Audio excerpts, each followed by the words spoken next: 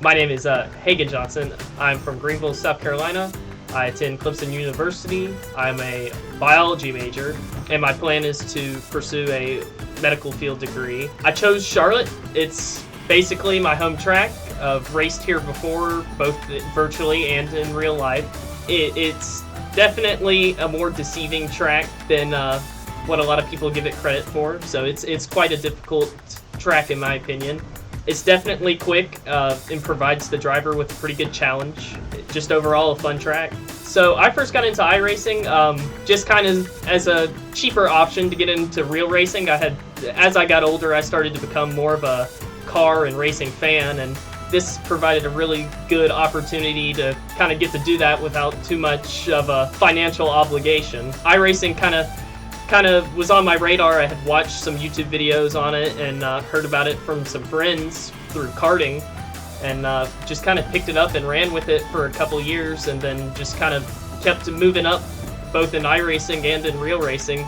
It provides definitely a great training tool, and there's definitely a lot to learn from it. I think that the mentality is definitely the biggest similarity between the racing. You definitely have to learn to predict and then race around other people and expect what they're going to do. So you definitely always have to be thinking ahead. The driving is a little bit different in karts. You have a little bit more feeling in the kart.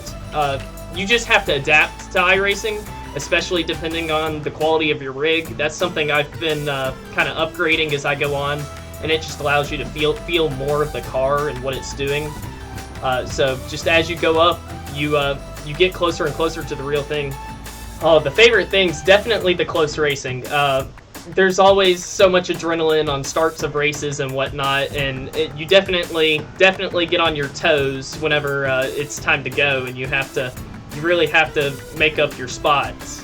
Yes, Clemson University has a moderately sized iRacing team, and it definitely provides the benefits of being able to talk to other people about what they might be doing different or similar, to see what works and doesn't work. And then there's that just creative kind of output to where you can work together to find the best thing to do, especially as you have to eventually make your own setup and whatnot for certain types of cars. There's people out there with all sorts of knowledge on how to do it correctly, and I've definitely learned from other people what I need to do to make a car faster. Like with my livery, having a team, I had a teammate make it, so there's always, that kind of sense of community, and we're able to race together and work together, which gives us an advantage over some teams that may only have 1 or 2 cars, where we might have 4 on the track. Especially at tracks that require large amounts of drafting, you can coordinate your pit stops and whatnot to get the jump on other people.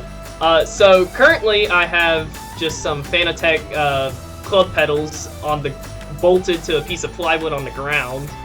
And then I'm working with the Logitech G29 wheel, or 920 I believe, just C-clamped to a piece of plywood to my desk, just because the dorm that I'm in, this desk is so thick that I can't attach a wheel to the desk to race. So I've definitely had to adapt to be able to race living at Clemson. Oh, I would love to move up to a direct drive wheel just to get that extra sense of feeling through the steering wheel that I'm kind of lacking right now. Whenever I upgraded from base pedals to a pair of Fanatec pedals, I saw a big difference in just being able to feel and understand the car. I would say I've learned more of the mental side of just knowing how to put yourself in a good versus bad situation and just being ready to capitalize whenever you can. Most of the time, if you can make it to the end of a race in a good position, you have a really good chance at a good finish. Whereas you might be the fastest car on track, but if you get yourself in a bad position or taken out, you're not gonna win most of the time. I think it's the most important thing. The car can only get you as far as the car can, but your mind and your ability is definitely probably 70-75% of racing. Since I started racing, definitely the first race win is always... everyone always remembers their first win. I'm proud of my consistency. I've definitely just improved in my ability to turn laps over and over and make good decisions constantly, which just puts you in a good position at all the time. Oh, favorite driver. On the NASCAR side of things, I would love to race against Kyle Larson. I think his aggression is... I like to be an aggressive driver, but also being safe, but I see what he's able to do on track, just fly through the competition, and that's hard not to admire, so I would love to just race against someone like that.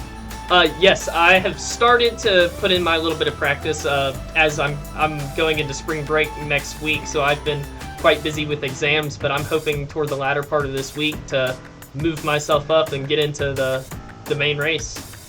Oh, next goal. I would say my next goal in racing is to just elevate myself that much more. I like to consider myself a pretty good driver, but I know there's guys that are always faster, and I think if I put the time and dedication, I can get there to run at the top series throughout iRacing. I feel like it's definitely different. You have to adapt depending on what car you're driving for the tire wear, and that's something that's critical to learn in iRacing, is how the tire wear model works through lifting through corners or braking and not overheating the tires. In iRacing, the tires just lose their ability to go fast, I feel like. You don't have to worry too much about sliding, in my opinion. You just more of... The car just feels like it becomes really heavy, and it just gets harder to make those corners. Sure, so on this final lap, I'm going through some tire wear, so I'm trying to keep up as much speed as I can around these corners.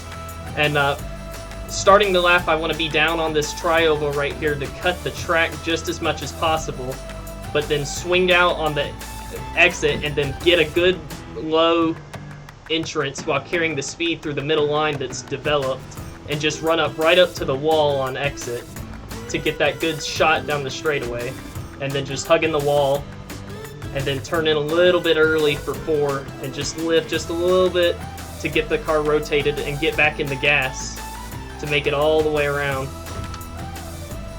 Yeah, and I feel like the opportunities presented by iRacing is starting to grow quite a bit. Like with William, I think it's William Byron got his start into NASCAR through iRacing, and they're running Skip Barber's running a new series of F4 cars where they're letting the series champion run an entire season with F4, which is just crazy to think that they're going to give a seat to someone who could possibly have no real life experience, and they just get that shot.